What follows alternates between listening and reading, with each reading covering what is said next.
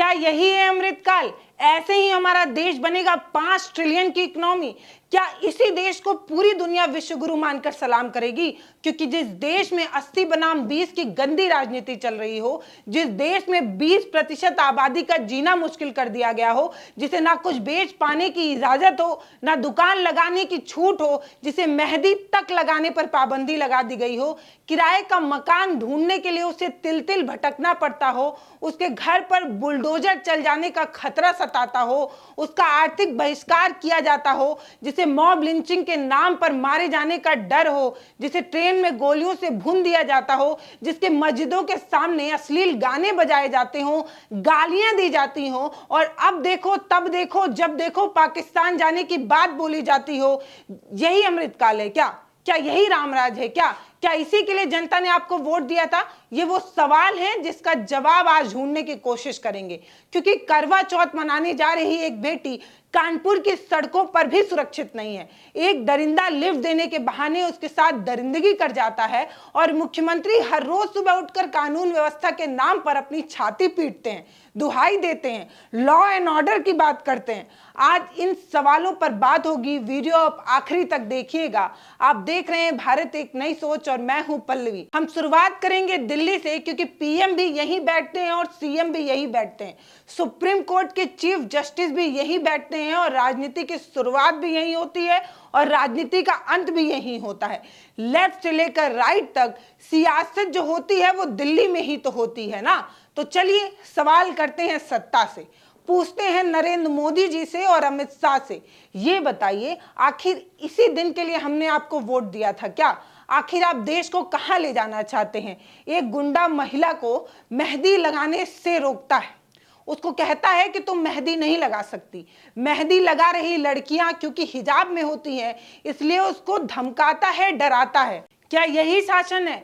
इसी के लिए हिंदुस्तान के लोगों ने मोदी को वोट दिया था। आखिर इसीलिए हमने जो है आपको सत्ता की कुर्सी थमाई थी। आखिर किसकी सर पर हिजाब में आई लड़कियों को हिंदू महिलाओं के हाथों पर मेहंदी लगाने से रोकने वाला ये शख्स कौन है? और ये राजनीति कैसी राजनीति है? इतनी गंदी राजनीति। वायरल वीडियो जो है वो दिल्ली का बताया जा रहा है। ये भगवा टी शर्ट पहने ये जो व्यक्ति है वो करवा चौथ वाले दिन जो महिलाएं हैं उन पर चिल्ला रहा है। वो हिंदू महिलाओं को कह रहा है कि मुसलमान महिलाओं से मेहंदी क्यों लगवा रही हो? वो महिलाएं जो बुर्का पहन कर आई हैं उनसे मेहंदी क्यों लगवा रही हो? अगर आप इस वीडियो को सुनेंगे तो आप सुन पाएंगे कि वो खुद अपने आप को आरएसएस का बता रहा है। क्या आरएसएस के चीफ मोहन भागवत इस बात की इजाजत दे रहे हैं? क्या वो कह रहे हैं कि समाज में इस तरीके की गंदी राजनीति की जाए? क्या ऐसे ही समाज के लिए आरएसएस जो है वो काम करती है? ऐसे कुछ लोगों को गुंडा रूपी काम करने के लिए महिलाओं पर चिल्लाने की इजाजत देती है? ऐसा नहीं है कि ये मामला सिर्फ दिल्ली का है। 2 दिन पहले ऐसा ही एक मामला मुजफ्फरनगर से भी सामने आया था। मुस्लिम महिलाओं से मेहंदी लगवाने को लेकर ये जो बवाल हुआ, जहां हिंदूवादी कार्यकर्ता लाठी लेकर जो है वो बाजार पर चक्कर काटते नजर आते हैं। कहा जाता है कि मुस्लिम युवक हिंदू महिलाओं के हाथों में मेहंदी ना लगाएं, ये मेहंदी जिहाद है। इस तरीके से मुस्लिम जो है वो मेहंदी जिहाद फैला रहे हैं। मेहंदी जिहाद का ये जो भूत है वो वही मूत और थूक जिहाद है जो हमारे देश की मीडिया फैलाती है। मुजफ्फरनगर में मुसलमानों की बड़ी संख्या है। जाहिर है 80 बनाम 20 करने का मौका इससे बेहतर कहाँ ही मिल पाता। हिंदुत्व के ये जो ठेकेदार हैं करवा चौथ से बेहतर दिन ढूंढ ही कहाँ पाते। इसीलिए इसी दिन मेहंदी जिहाद की ये जो राजनीति है उसे शुरू कर देते हैं। मेहंदी जिहाद रोकने के नाम पर लाठी पूजन करते हैं, फिर इसे लेकर बाजारों में घूमते हैं। मेहंदी लगाने वाले हर एक शख्स से उसका आईडी कार्ड मांगते हैं, आईडी कार्ड चेक करते हैं। मुस्लिम युवाओं को चेतावनी दी जाती है, अगर अपनी पहचान छुपाकर मेहंदी लगाते पकड़े गए तो लाठियों से सबक सिखाया जाएगा, लाठियों से पीटा जाएगा। आखिर ये लोग कौन हैं जो हिंदुओं के नाम पर ऐसी राजनीति करते हैं? किसकी सह पर करते हैं? किसने इन्हें हिंदुत्व का ठेका दिया है? कौन है ये लोग जो अपनी बहन बेटियों को लेकर इतना डरा हुआ है कि अगर कोई शख्स इनके हाथ पर मेहंदी लगा देता है तो वो मेहंदी जिहाद हो जाता है?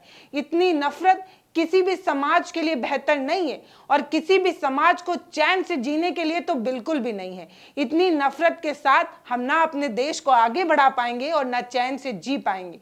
जब मुख्यमंत्री खुद दुकानों पर नेम प्लेट लगाने वाली गंदी राजनीति करते हो तो इन हिंदुत्व के ठेकेदारों को कौन ही रोक पाएगा। इन्हें तो शय मिल गई है इस तरीके की राजनीति करने का। मुजफ्फरनगर को छोड़कर अब चलिए कानपुर की तरफ चलते हैं। हिंदुत्व के ये जो ठेकेदार हैं वो दिन के उजाले में महिलाओं की रक्षा के लिए लठ को तेल पिलाकर इधर उधर घूम रहे हैं।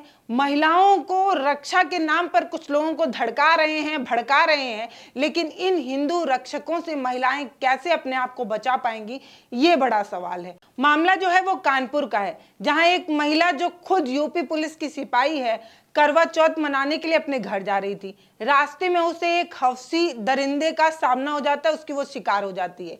महिला सिपाही जो है उसकी ड्यूटी अयोध्या में है, वो करवा चौथ मनाने के लिए कानपुर अपने ससुराल जा रही थी। इस दौरान रास्ते में एक आरोपी ने बाइक पर उससे लिफ्ट दी। अंधेरे का फायदा उठाते हुए वो महिला से जबरदस्ती करने लगा, उसे खेतों में खींच कर ले गया।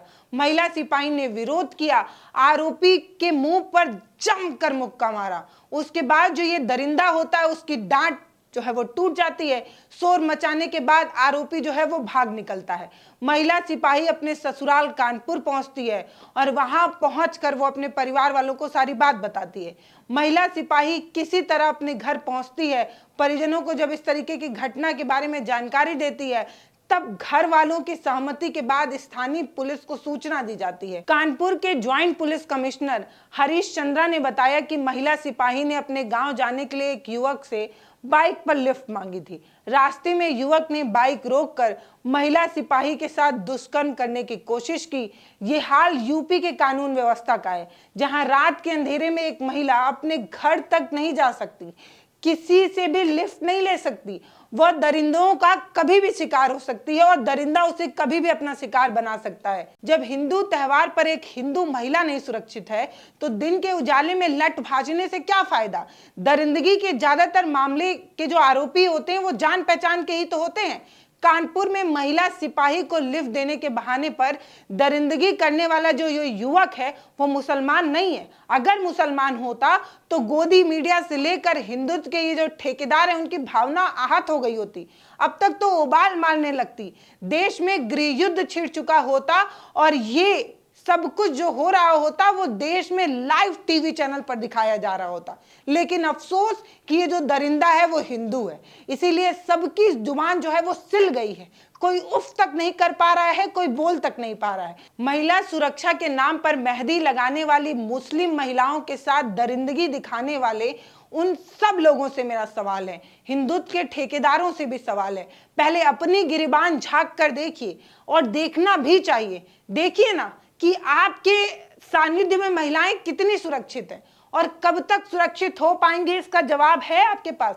ये सोच बदलनी होगी कि किसी एक समुदाय का, किसी एक संप्रदाय का एक शख्स अगर हाथों में मेहंदी लगा देता है तो ये मेहंदी जिहाद हो जाता है। पहरा देने लगते हैं, धमकाने लगते हैं, लठ भाजने लगते हैं। बहराइच की कहानी तो आप सभी को पता ही है कि कैसे नवरात्र के बाद देवी माँ की जो प्रतिमा है उसके विसर्जन के दौरान कैसे हिंसा भड़क जाती है, दंगा भड़क उठता है, एक जुलूस निकलता है, मुस्लिम बस्तियों के सामने से भड़काऊ गाने बजाए जाते हैं।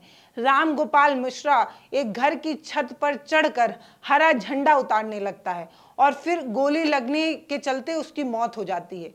ये किसी को नहीं पता है कि गोली चलाने वाला कौन था, आरोपी कौन था, लेकिन क्योंकि वो घर मुसलमान का था इसीलिए एक पक्ष पर कार्रवाई कर दी गई।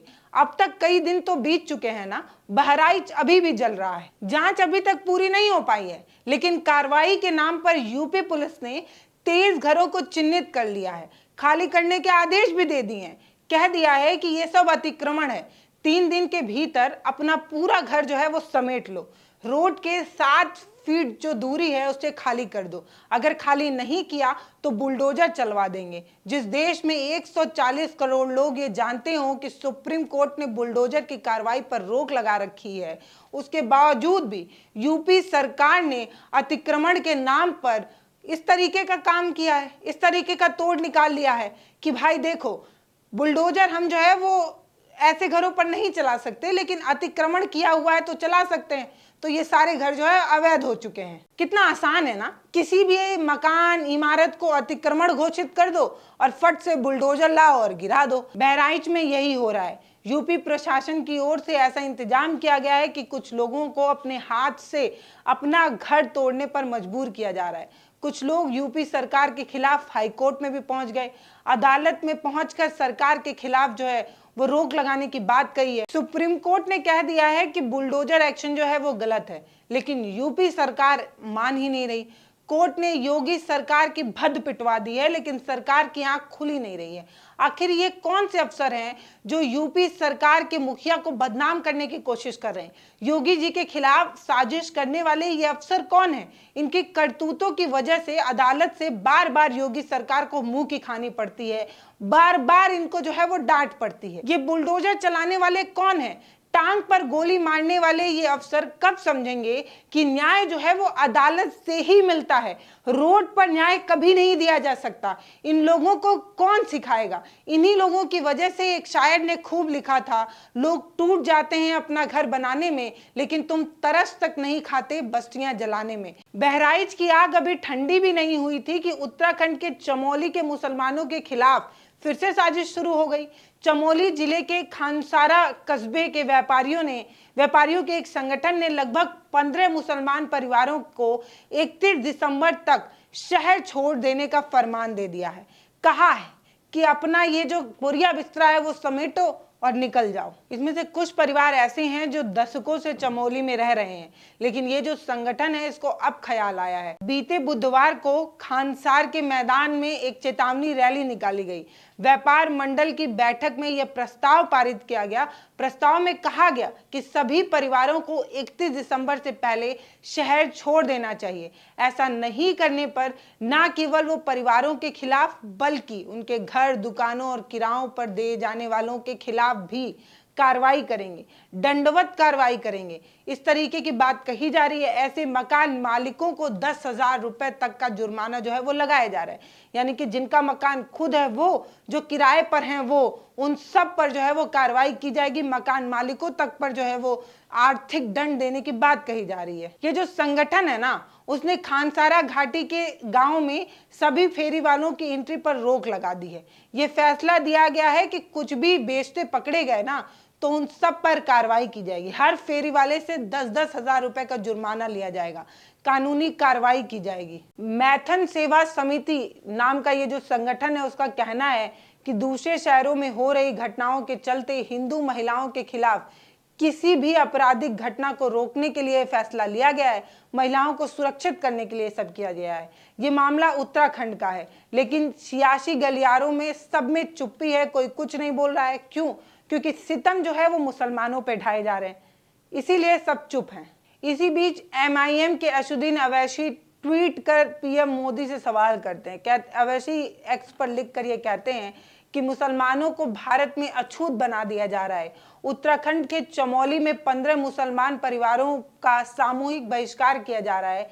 चमोली के व्यापारियों ने धमकी दी है कि 31 दिसंबर तक मुसलमानों को चमोली छोड़ देना होगा। अगर मकान मालिक मुसलमानों को घर देंगे तो 10,000 रुपए का जुर्माना देना होगा।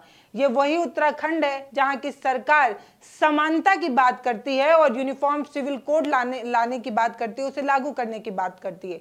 क्या चमोली के मुसलमानों का सम्मान इसी तरीके से होगा?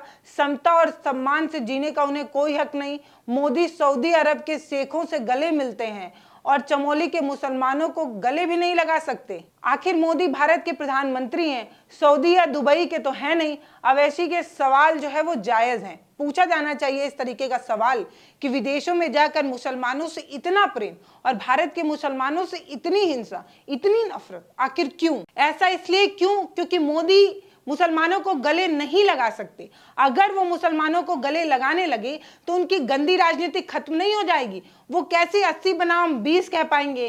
कैसी 80 बनाम 20 की ध्रुवीकरण वाली राजनीति कर पाएंगे?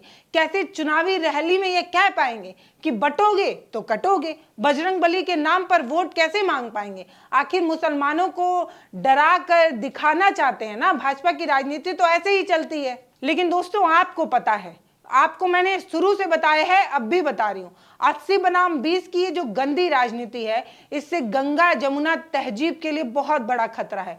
ये बहुत खतरनाक है। और समाज और सियासत के मुद्दे पर ऐसे धारदार विश्लेषण अगर आपको पसंद आते हैं तो आप हमारे चैनल को सब्सक्राइब कर सकते हैं। हमारे वीडियोस आपको कैसे लग रहे हैं वो भी आप हमें बता सकते हैं। वीडियो को शेयर करिए और अपनी प्रतिक्रिया हमें कमेंट सेक्शन में लिखकर जरूर बताइए। आपका बहुत बहुत धन्यवाद, बहुत बहुत शुक्रिया यहाँ तक देखने के लिए। नमस्कार, जय हिंद।